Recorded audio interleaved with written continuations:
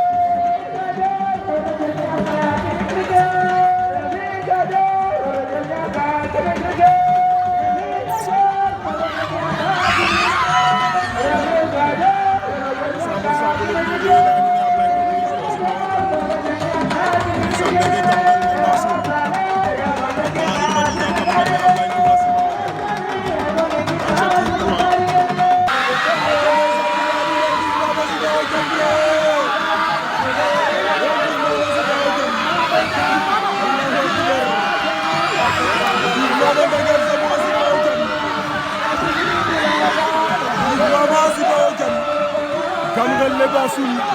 à 100% mu ngi ji daanu leen Diouf Mama Siba Diante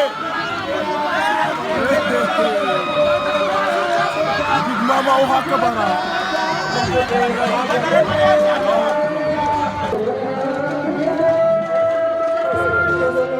aca ndeysaan i leya nuun Koor Marie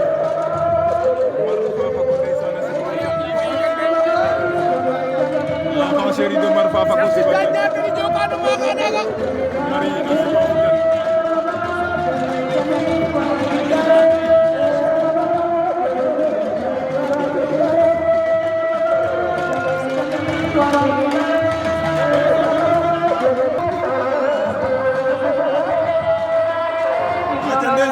nune an fanyo jora siba o jan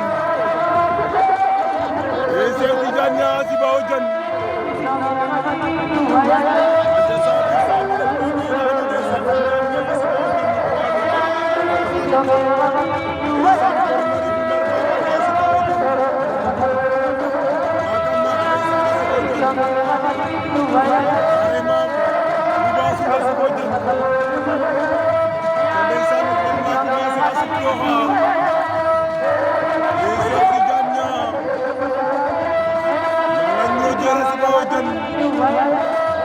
Sandoro Mohamed Sarr baa ngi noonu Massi Bane ko jan Kamgal le Mbassoul waaw waaw bari bu Cheikh Tidiane Niang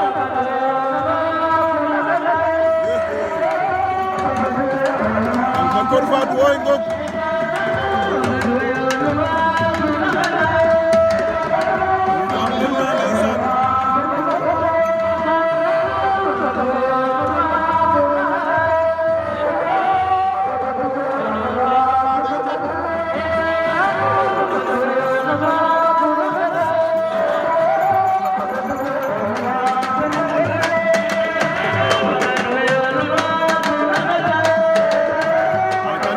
koy Cheikh Tidiane Niang borom Niodior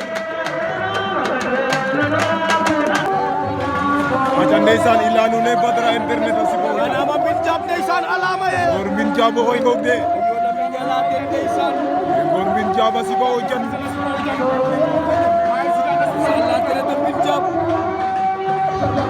aca ndeysaan i leya nuun Badara internet a sipa o jan de Kamgal le Mbassoul l'enfant chéri de Mar a sipa o jan no poids lourd ka de Mar Fafa ko lay alama ye